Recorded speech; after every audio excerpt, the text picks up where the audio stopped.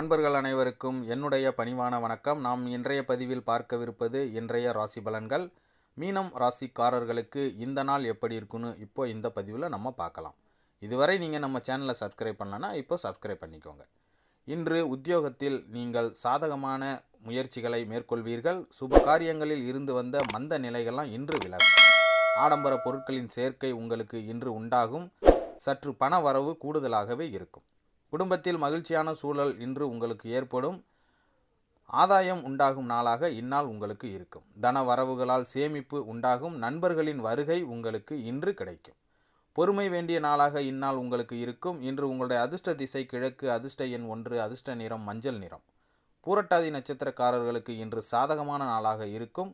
உத்திரட்டாதி நட்சத்திரக்காரர்களுக்கு இன்று மகிழ்ச்சி ஏற்படும் நாளாக இருக்கும். ரேவதி நட்சத்திரக்காரர்கள் இன்று சேமிப்பு நிறைந்த நாளாக உங்களுக்கு இருக்கும். நன்றி,